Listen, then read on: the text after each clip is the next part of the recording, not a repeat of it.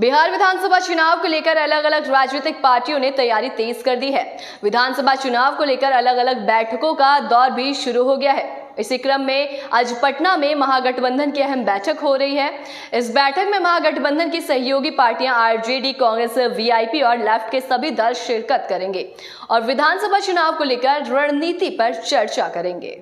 दरअसल 2 दिन पहले दिल्ली में कांग्रेस के राष्ट्रीय अध्यक्ष मल्लिकार्जुन खड़गे के आवास पर हुई आरजेडी और कांग्रेस की बैठक के बाद अब पटना में होने वाली महागठबंधन की इस बैठक को काफी अहम माना जा रहा है। बताया जा रहा है कि महागठबंधन के इस बैठक में विधानसभा चुनाव के लिए सीट बंटवारे, CM face, common agenda programme समेत अन्य मुद्दों को लेकर चर्चा होगी।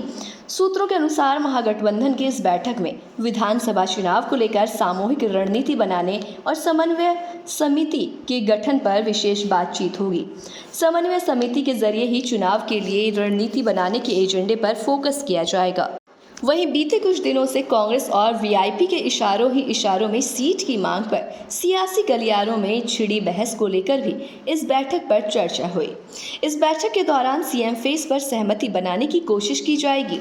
दरअसल आरजेडी की ओर से तेजस्वी यादव को बार बार महागठबंधन का सीएम फेस बताया जा रहा है, लेकिन कांग्रेस इसको लेकर पूरी तरह से तैयार नहीं दिख रही है। ऐसे में बैठक के दौरान सीएम फेस को लेकर कुछ तय किया जा सकता है, ये अभी मुमकिन नहीं है।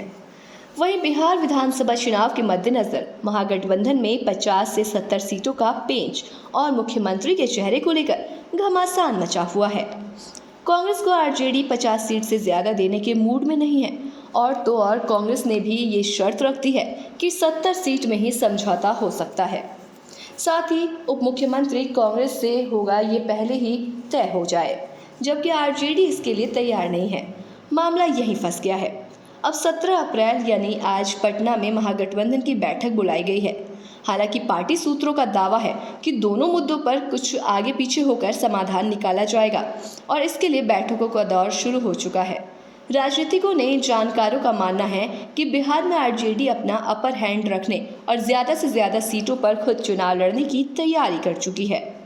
अपने उम्मीदवारों को ग्रीन सिग्नल देने और चुनाव की तैयारी करने को कहा जा चुका है।